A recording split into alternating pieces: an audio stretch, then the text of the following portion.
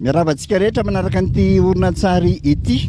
Ety atapon'ny Orombe no misy atsika amin'izao fotoana zao dia hitantsika avy ato amin'ny ilany avaratra ato zany i Kalamainty.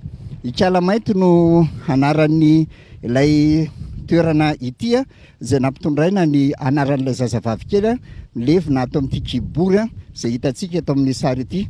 Manambahintsika tompon-tany anankiray Rakemba eto amin'ity toerana ity hitantara hoe inona moa ny zavatra nitranga teto ka nahatonga an'ity kibory eto amoron-dalana eto atapon'ny Orombe ity.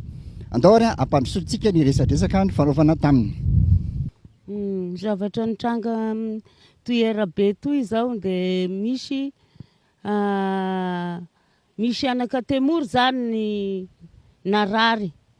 Ka laha narary da nanaka tôbily handay azy Androva Ampitaly da sy netiny zany ny tôbily ka ny tôbily tamin'io bovisivisy sy raha maro be hokihanany io bovisivisy zany ny tôbily de sy netiny anday sy netiny tondra ny tômôbily deo simbeo anaky ny temoro de nagnozo amizao i temoro tamin'ny fotoan'andron'io hoe lambo sy ny klaksony anahy eto hoy da misy zavatra mitranga eto izy maintsy avadibadiko le tômôbily lasy manao klaksony eto labo manao klaksony izy da mianay lala lasy manao klaksony da azo avadibadiko eto hoy ny tômôbily hoy zay nataony tamin'ny andro fotoan'andro.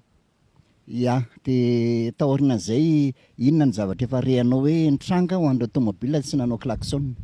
Zavatra nitranga tamin'ny andro fotoa zay misy fety igny tahatahaky ny tambaovao farafara tao igny da mivadibady tokoa igny tômôbily gn'aminy eo lafa sy miklaksony da manjary sy mahita ny masondreo manjavona teo ndray mandeha zay za da kiropilany io nisidy da atety agny da nivotraky misakasaka atimy zay de eo me da kely sy namono olo tamizay tamin'ny fotoa raiky zay tambaovao gn'andro amin'io nisy mpiasa boka agny Antananarivo de nivadiky igny da avy de nitinindry ny tôbily ao le olo de maty ao miaraky amin'ny bisy nandesiny boka agny voro tinindriny ao da maty sur place eo le olo tamin'ny fotoan'andron'io.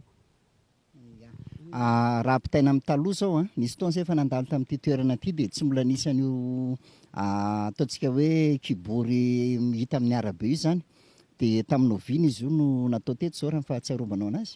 I kibory io tamin'ny taona lasa nivitanany kibory io nanombohan'ny fonjagnao da naseho famantarana satria nisy tokotokona kifafa teo dia farany raha hegny isakisahindreo avao isakisahin'ny tômôbily avao de farany nasia kibory amizao io mba hisy famantarany. Ina mety nitranga tamin'le tômôbily nanitsaka an'le kifafafafa tamin'ny mbola tsisy kibory teo? Tenany manjavy le maso misy raha mamandrotsy ny lala egny de sy mahita ny chauffeur. Amintsika miteny zao nefa zao fa be dia be ny chauffeur mandalo eo tsy manao klaksona intsony dia nefa ohatrany tsy misy accident. Ina mety mahatonga an'izay? Lafa nivita eo da sy nisy esiky dako efitsy n'izay lahatagny hinta taony raiky amizao izay fa talohalohan'izay da eo amin'ny fety gn'andro da eo amin'ny lafa eo akekikeky fety igny da sy maintsy misy zavatra mitranga eo sy misy zavatra nitranga koa gn'eo anany zao. Ina ary ny afatra tianao menan'ny olona mijery atsika mikasika an'le hoe mana tômôbily nefa tsy mamonjy olo marary? Igny zao mahagaga anay koa nefa i raha egny olo mana tôbily izy de farany sy mba mizano hoe hizano any aho fa marary le olo fa avy de mandeha avao de eo amin'ny haratia fagnahy zany gnan'le chauffeur loza hahazo azy amin'ny famoivoina. Araka ny voalaza teo zany dia avonavon'ireo olona manana fiara zany no nahatonga ny ozona nataon'ilay antemoro tamin'ity toerana ity ka nampivadika ny fiara rehetra nampanjavina ny masiny chauffeur izay nandalo zany tamin'ity toerana ity. Fa rehefa voakarakara i Kalamainty ka mipetraka tsara ny kibory dia tsy nisy tsony izay fahavoazan'ny chauffeur zay nanitsaka nylay kifafa zay voalaza araka ny resadresaka mifanaovana tamin'ny ilay rakemba be teo zany. Inona moa zany lesona tokony hotsoantsika?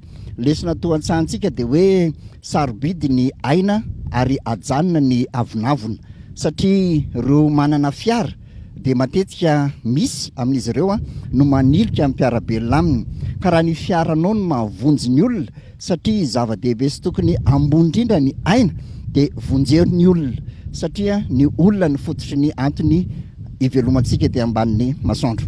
Aza miavinavina fa tsy mino ny mpiarabelona satria mety mety ianao zao no anavitra andreo mpiaramonina amintsika. Misaotra indrindra.